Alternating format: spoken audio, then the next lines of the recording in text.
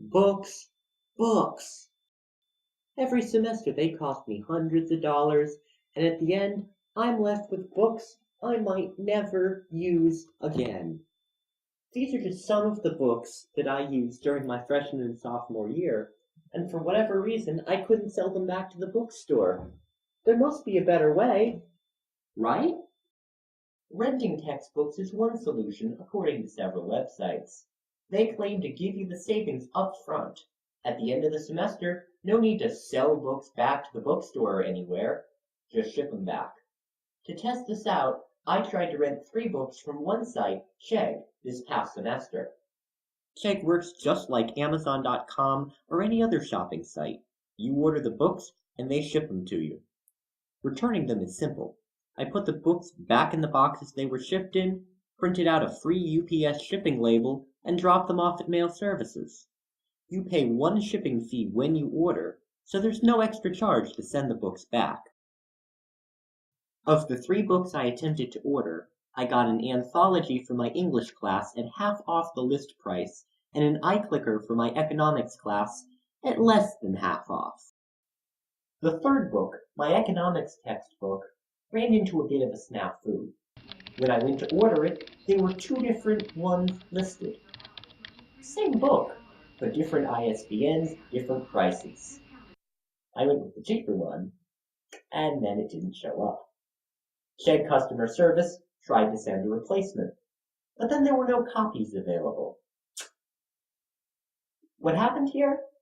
I'm not really sure. Even a representative for the book publisher couldn't tell me why they were 2 different ISBNs. In retrospect, I probably should have gone with the more expensive one because its list price was the same as the bookstore's list price. The lesson: order early. That way, something happens if something doesn't show up on time. You have a bit of time to futz around and figure out how to solve that situation. Ordering early also saves you money because prices go up as each semester approaches. This is the same if you're ordering a used book online.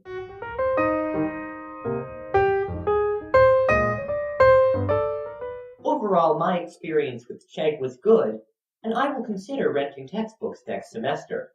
But it's not the end-all be-all, especially if your courses rely not on textbooks, but on smaller academic books that cost between $20 and $50. With those, you can sometimes save more by purchasing used books online. In July 2009, I compared prices between Chegg and Amazon's marketplace for one of the political science courses. I found that buying used books cost much less than renting. The lesson here? Comparison shop.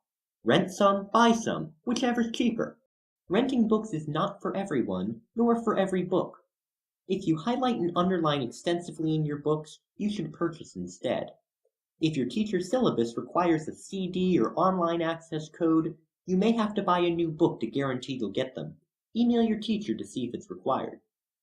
If you're using a textbook for multiple semesters, like an introductory chem or Spanish classes, you're better off purchasing a textbook rather than renting it for consecutive semesters.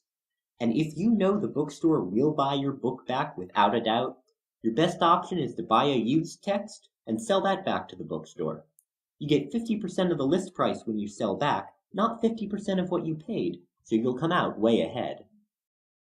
There is no clear answer to saving money on texts, but there are 2 textbook truths. First, if you can, don't buy new books. Rent them or buy them used. And second, if you can, don't buy them in stores. The internet is a game changer that saves you money.